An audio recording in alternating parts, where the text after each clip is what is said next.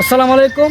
কসবা উপজেলার মূলগ্রাম ইউনিয়নের নিয়ামতপুর গ্রামে কবর করতে গিয়ে যে বিদ্যুৎ স্পষ্ট হয়ে যে দুইজন লোক মারা গেছে, সেই ভিডিওটা আমি আপলোড করার পরে অনেক পরিমাণ মানুষ দেখেছেন বা তারা অনেকজনে কমেন্ট করেছেন যে এরকম বড় খাঁচা কেন তৈরি করা হয়েছে, এরকম খাঁচা কী কারণে কবরের উপরে রাখা হয়, মূলত এই খাঁচাগুলো কেন রাখা হয়।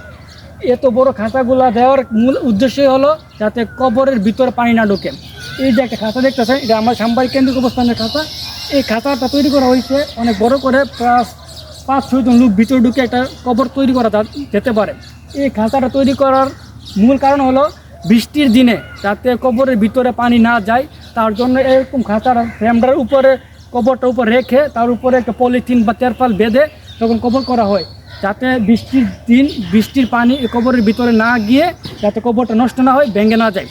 তো অনেকে এরকম ভিডিও সম্পূর্ণ না দেখে যে ঘটনা ঘটেছে, যে বিদ্যুৎ স্পষ্ট হয়ে যে লোকটি মারা গেছে, এরকম ভিডিওটা আপলোড করার পরে অনেক মানুষ দেখেছেন, কিন্তু আপনারা সঠিকভাবে ভিডিওটা সম্পূর্ণ না দেখে আপনারা অযথা মন্তব্য করতেছেন যে কবরের উপরে কেন এগুলো দেওয়া হয়েছে, ঘর তৈরি করা হচ্ছে, মাজার তৈরি করা হচ্ছে, ঠিক আছে মানুষটা মারা গেছে, ঠিক আছে এগুলো ভালো হয়েছে, এই ধরনের মন্তব্য অনেকজন বলতেছেন।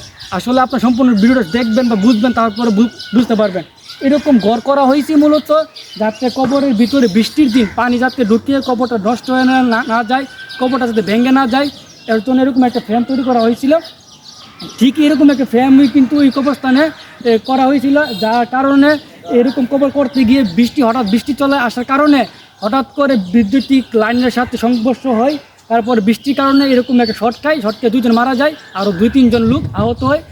কিন্তু মূলত এরকম একটা ঘর ফ্রেম তৈরি করা হয়েছে মূলত একমাত্র ভিতরে বৃষ্টির দিন যাতে কবরের করতে গেলে, কবর তৈরি করার পরে এরকম মানে কবর শেষ হয়ে গেলে, বৃষ্টি থেমে গেলে তা অন্যত্র সরিয়ে দাফন কাফন করা হয়। মূলত এগুলো দিয়ে কিন্তু কবরের বেড়া বা জিনিসপত্র যে ঘরের কবরের বেড়া দেওয়া হয় না, মূলত বৃষ্টির পানি না ঢোকার কারণে এরকম একটা ফ্রেম তৈরি করা হয়েছে।